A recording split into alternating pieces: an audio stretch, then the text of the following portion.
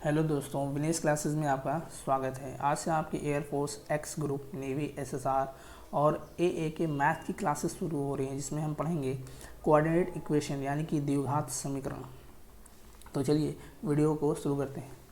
ये आपके पास लिखा हुआ है कि A X square plus B X plus C बराबर ज़ीरो, जहाँ A is not equal to zero. तो ऐसे समीकरण को हम क्या कहते हैं? द्विघात समीकरण कहते हैं। इस द्विघात समीकरण में जो एक्स स्क्वायर के इंटू में क्या होता है? ए होता है, एक्स के इंटू में बी होता है, और जो कांस्टेंट वैल्यू होती है वो सी होती है। आइए अब हम इस समीकरण को समझते हैं और इसको सॉल्व करने की कोशिश करते हैं। मैं आपको पूरी डिटेल में बताऊंगा कि कैसे इसको सॉल्व करना है, कैसे इसके मानों को निकालना है। तो चलिए इस समीकरण को हम समझते हैं। ये आपके पास लिखा है A X square plus B X plus C बराबर ज़ीरो। अब हमें करना क्या है कि हमें इस पूरे समीकरण में ए से भाग कर देना है। तो हमारे पास जो वैल्यू आएगी वो आएगी X square plus B upon A into X plus C upon A बराबर ज़ीरो। अब आपको पता ही होगा कि ए प्लस बी का होल स्क्वायर बराबर होता है A square plus 2ab plus B square. यानी कि जब भी हम पूर्ण वर्ग बनाते हैं तो उस पूर्ण वर्ग का जो संख्यात्मक मान होता है वो क्या होता है? 2 होता है। यानी कि अगर हमें इस पूरे समीकरण को पूर्ण वर्ग बनाना है तो हमें 2 की ज़रूरत पड़ेगी। तो हमें क्या करना होगा कि हमें जो पूर्ण वर्ग बनाना होगा तो हमें इसमें क्या करना पड़ेगा? इसमें हमें 2 से गुणा करना पड़ेगा। अगर हम 2 से गुणा करते हैं तो हमें क्या करना पड़ेगा? 2 से भाग भी करना पड़ेगा। तो हमारे पास आ जाएगा 2 into B upon 2a into x. ठीक है, क्लियर है। अब आप ध्यान दीजिएगा कि यहाँ पर जो संख्यात्मक मान 2 है उसके इनटू में जो वैल्यू है यानी कि ए और बी, उसका हमें क्या करना पड़ता है? स्क्वायर भी निकालना होता है, स्क्वायर भी करना पड़ता है। तो क्या करना पड़ेगा? जो ये समीकरण है इसके संख्यात्मक मान के जो इनटू में यानी कि बी अपान 2a और एक्स है, इसका भी हमें क्या करना पड़ेगा? स्क्वायर करना पड़ेगा। तो ध्यान दीजिएगा यहाँ पर हमारे पास एक्स का स्क्वायर तो है, लेकिन किसका स्क्वायर नहीं है? बी अपान 2a का। तो हमें क्या करना होगा कि हमें बी अपान 2a के स्क्वायर को इस समीकरण में जोड़ना होगा। तो हमारे पास आएगा B square upon 4a square. लेकिन ध्यान दीजिएगा कि जब भी हम किसी समीकरण में कोई चीज़ जोड़ते हैं तो हमें क्या करना पड़ता है? उतनी ही वैल्यू हमें क्या करनी पड़ती है? घटानी भी पड़ती है, ताकि समीकरण पे के मान पर कोई फ़र्क ना पड़े। ठीक है, क्लियर है इतनी बातें। तो हमें क्या करना होगा? B square upon 4a square से हमें क्या करना पड़ेगा? माइनस भी करना पड़ेगा, और हम क्या लिख देंगे? प्लस सी अपान ए बराबर ज़ीरो। क्लियर है इतनी बातें। अब इसका फ़ायदा ये हुआ, क्या हुआ हमारे पास कि इसका फ़ायदा ये हुआ कि ये जो इतनी वैल्यू है ये क्या बन गई? ये एक पूर्ण वर्ग समीकरण बन गया। यानी कि हमारे पास जो वैल्यू आ जाएगी वो आ जाएगी x plus B upon 2a का होल स्क्वायर। और जो ये वैल्यू है इसको हम क्या करेंगे? इसको हम इक्वल टू के इस ओर ले आएंगे तो ये आ जाएगा हमारे पास B square upon 4a square plus C upon A. अब हम इसे सॉल्व कर लेंगे तो हमारे पास आ जाएगा x plus B upon 2a का होल स्क्वायर बराबर, क्या करेंगे हम? इसका एलसीएम लेंगे तो एलसीएम हमारे पास बनेगा 4a स्क्वायर, और ये आ जाएगा हमारे पास बी स्क्वायर माइनस हम क्या करेंगे? इसमें 4a से मल्टीप्लाई करेंगे तो ये 4ac आ जाएगा। ठीक है, अब हमें करना क्या है कि हमें इस स्क्वायर को हटाना है। तो इसके लिए हमें क्या करना पड़ेगा? रूट लेना पड़ेगा। क्या करना पड़ेगा? रूट लेना पड़ेगा। तो जब हम रूट लेंगे तो ये बन जाएगा x plus B upon 2a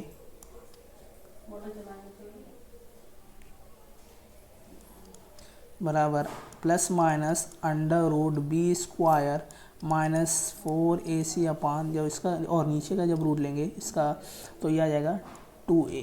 clear है इतनी बातें।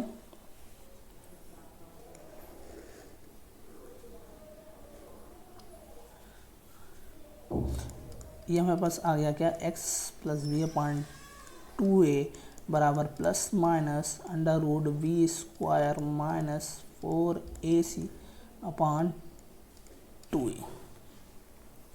अब हम करेंगे क्या कि हम इस b अपान 2a को इस साइड में ले आएंगे, इक्वल टू के इस तरफ ले आएंगे। तो x बराबर आ जाएगा minus b upon 2a plus minus under root B square minus 4ac upon 2a। अब हम इसे सॉल्व कर लेंगे, तो सॉल्व करने पर हमारे पास जो आएगा, क्या करेंगे हम इसको, हम क्या लेंगे, इसका एलसीएम लेंगे, तो एलसीएम हमारे पास आएगा 2a और ये आ जाएगा minus B plus minus under root B square minus 4ac। क्या आ जाएगा, हमारे पास आ जाएगा x बराबर minus B plus minus under root B square minus 4ac upon 2a। अब आपको समझ में आया कि जो हम बचपन से पढ़ते आते हैं, यानी कि हमने जो 9th 10th में पढ़ा है द्विघात समीकरण का श्रीधराचार्य नियम, ये कहाँ से आया, ये बात आपको पता चली, या ये बात आपको समझ में आई कि कैसे हम श्रीधराचार्य समीकरण को निकालते हैं, ये बातें आपको क्लियर हो गई होंगी। अब यहाँ से देखिए कि ये जो x की वैल्यू है, इस श्रीधराचार्य नियम से हमें x की दो वैल्यू मिलती है। कितनी वैल्यू मिलती है, दो, एक तो होती है प्लस में और एक होती है माइनस में। इसको हम क्या करते हैं, इसे हम अल्फ़ा व बीटा से प्रदर्शित करते हैं, यानी कि अल्फ़ा की जो वैल्यू आएगी वो आएगी minus B plus under root B square minus 4ac upon 2a, और एक वैल्यू आ जाएगी बीटा बराबर minus B minus under root B square minus 4ac upon 2a। ध्यान दीजिएगा कि इसे, यानी कि अल्फ़ा और बीटा को हम क्या कहते हैं, इस द्विघात समीकरण का मूल कहते हैं, क्योंकि ये क्या होते हैं, ये इस द्विघात समीकरण को संतुष्ट करते हैं। यानी कि हम अगर अल्फ़ा और बीटा के मान को इस द्विघात समीकरण में रखें तो क्या हो जाएगा, ये समीकरण क्या हो जाएगा, ये समीकरण 0 हो जाएगा। इसलिए इसे हम क्या कहते हैं, इसे हम द्विघात समीकरण का मूल कहते हैं। क्लियर है इतनी बातें? चलिए आगे बढ़ते हैं। ये हमारे पास दिया है अल्फ़ा इंटू बीटा बराबर minus B plus minus under root B square minus 4ac upon 2a।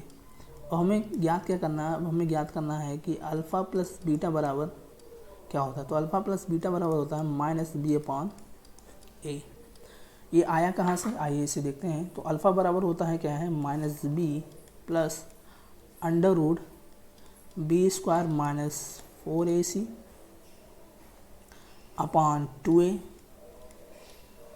और बीटा की वैल्यू आ जाएगी plus minus B minus under root b square minus 4ac upon 2a।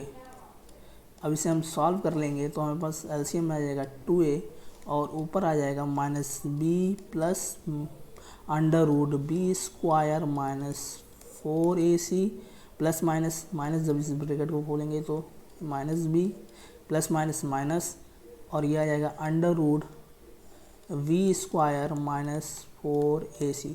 अब हम इसे सॉल्व कर लेंगे तो ये प्लस से माइनस कट जाएगा, हमारे पास वैल्यू आ जाएगी माइनस 2b अपान 2a। इसको हम सॉल्व कर लेंगे तो हमारे पास वैल्यू आ जाएगी माइनस बी अपान ए, यानी कि मूलों का जो योगफल होगा, यानी कि अल्फ़ा प्लस बीटा बराबर क्या आ जाएगा, माइनस बी अपान ए। यानी कि जो भी वैल्यू हम, यानी कि बचपन में जो भी वैल्यू हम 8th और 9th और 10th में जो भी वैल्यू हम रटते थे, यानी कि अल्फ़ा प्लस बीटा यानी कि माइनस बी अपान ए, ये कैसे आया ये आपको पता चला, इतनी बातें आपको क्लियर हुई। तो चलिए आगे बढ़ते हैं। अब हमें क्या करना है, अब हमें ज्ञात करना है मूलों का गुणनफल। अब हम क्या ज्ञात करेंगे, मूलों का गुणनफल। तो मूलों का गुणनफल कितना होता है, ये होता है अल्फ़ा प्लस बीटा बराबर सी अपॉन ए। अब ये कैसे आया, आइए इसको समझते हैं। तो हमारे पास अल्फ़ा होता है, अल्फ़ा बराबर होता है minus B plus under root B square minus 4ac upon 2a into में minus B minus under root B square minus 4ac upon 2a। अब ध्यान दीजिएगा कि a minus B into A plus B बराबर होता है, क्या होता है, A square minus B square. इतनी बातें ध्यान दीजिएगा।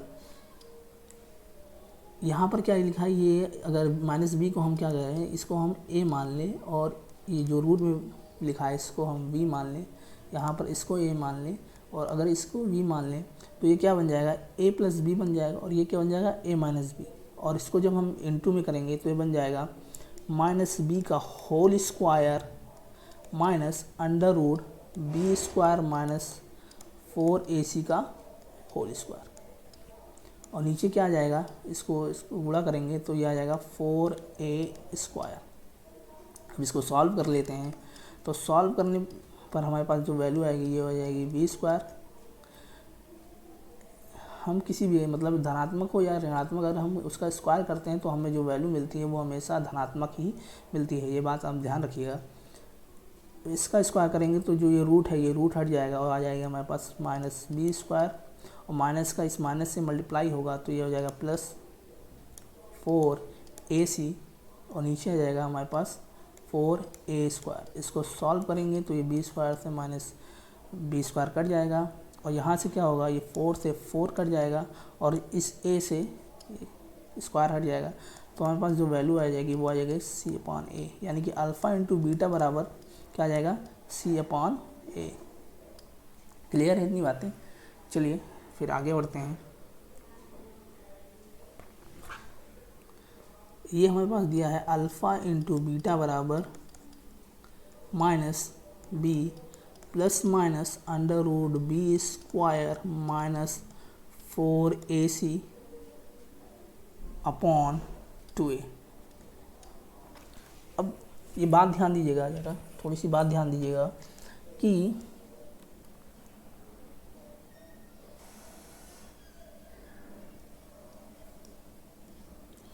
कि जो ये वैल्यू है यानी कि ये जो वी स्क्वायर है, बी स्क्वायर माइनस 4ac है, इसे हम क्या कहते हैं, इसको हम कहते हैं डिस्क्रिमेंट यानी कि विविक्त कर। क्या कहते हैं, विविक्त कर। हिंदी में क्या कहते हैं, विविक्त कर, और इंग्लिश में क्या कहते हैं, डिस्क्रिमेंट। क्या कहते हैं, डिस्क्रिमेंट। अब इसका कार्य क्या होता है, ये करता क्या है, ये मूलों की प्रकृति को बताता है। क्या करता है, मूलों की प्रकृति को बताता है। मूलों की प्रकृति को बताता है। अब आपको यहाँ से कुछ बातें याद कर रही हैं। वो बातें क्या है कि पहली बात है कि अगर ये जो रूट में जो वैल्यू दी है यानी कि डी यानी कि b square minus 4ac is greater than 0, अगर वियुक्त कर जो है वो अगर 0 से बड़ा है तो हमारे पास जो वैल्यू आएगी वो हमेशा क्या आएगी,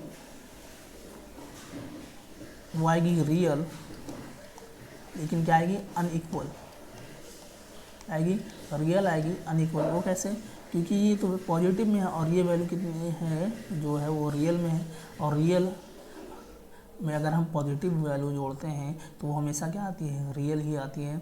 और अनइक्वल क्यों होगी, क्योंकि अनइक्वल इसलिए होगी कि ये जो प्लस माइनस का चिन्ह लगा है इसके कारण जो हमें दो वैल्यू प्राप्त होगी, एक तो प्लस में प्राप्त होगी और एक माइनस में, इसीलिए ये यहाँ क्या होगा, अनइक्वल होगा। रियल तो होगी वैल्यू लेकिन वो क्या होगी, अनइक्वल होगी। दूसरा कॉन्सेप्ट क्या है, दूसरा है कि यदि बी स्क्वायर माइनस 4ac बराबर 0 है तो हमें जो वैल्यू प्राप्त होगी वो रियल प्राप्त होगी, और वो वैल्यू क्या होगी, निगेटिव होगी,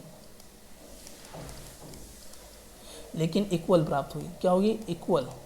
वो कैसे, ध्यान दीजिएगा कि अगर हम बी स्क्वायर माइनस 4ac को 0 कर देंगे तो हमारे पास क्या हो जाएगा, माइनस b/2a। तो अल्फ़ा का मान भी माइनस b/2a आएगा और बीटा का मान भी माइनस b/2a आएगा। यानी कि ये रियल तो होगी लेकिन निगेटिव होगी और इक्वल भी होगी, क्योंकि ये अनइक्वल तब होता जब ये यहाँ पर प्लस माइनस, जो ये प्लस माइनस दिया है, अगर इसकी भी कुछ वैल्यू होती, इसके बाद भी कुछ वैल्यू अगर दी होती तो इसके दो मान हमें मिलते, एक प्लस मिलता यानी कि एक प्लस के कारण मिलता और एक माइनस के कारण। लेकिन यहाँ पर ये वैल्यू 0 हो गई है, इसलिए यहाँ पर ये क्या होगा, जो भी मान हमें मिलेगा वो इक्वल होगा। क्लियर है। चलिए आगे बढ़ते हैं। तीसरा कॉन्सेप्ट क्या है, बी स्क्वायर माइनस 4ac बराबर, सॉरी इसको लेस देन कर दीजिएगा, बराबर 0। यानी कि अगर बी स्क्वायर माइनस 4ac क्या है, अगर वो 0 से छोटा है तो हमें कौन सी वैल्यू मिलेगी, हमें क्या मिलेगा, हमें मिलेगी वैल्यू इमेजनरी। क्या मिलेगी, इमेजनरी वैल्यू मिलेगी। क्या मिलेगी, इमेजनरी वैल्यू मिलेगी। क्लियर है, इमेजिनरी वैल्यू मिलेगी और ये कैसी होगी, अनइक्वल होगी। कैसी होगी, अनइक्वल, या हम इसे कॉन्जुगेट भी बोल सकते हैं। क्या बोल सकते हैं, कॉन्जुगेट।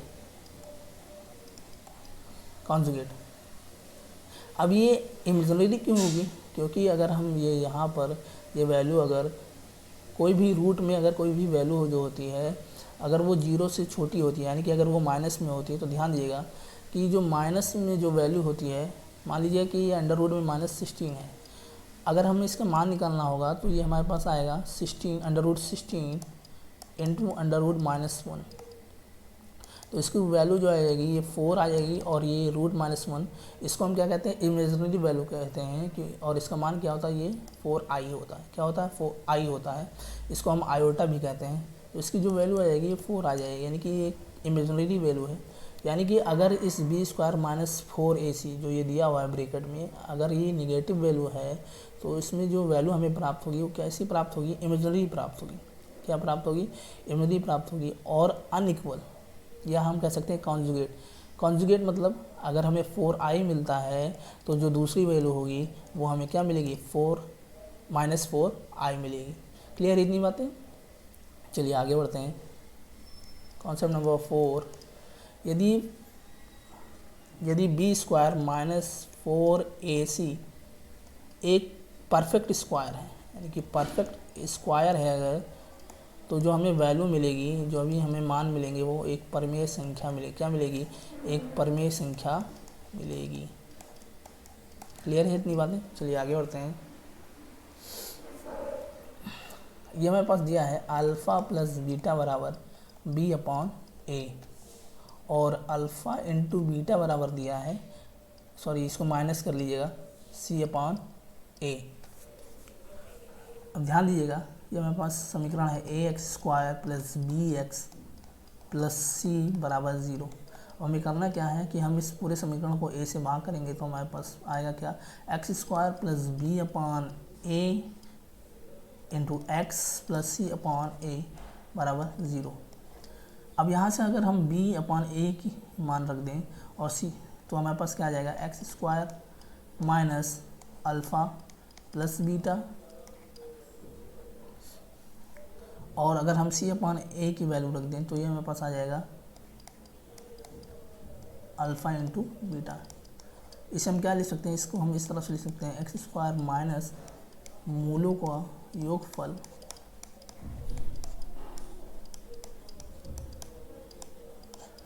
प्लस मूलों का गुणनफल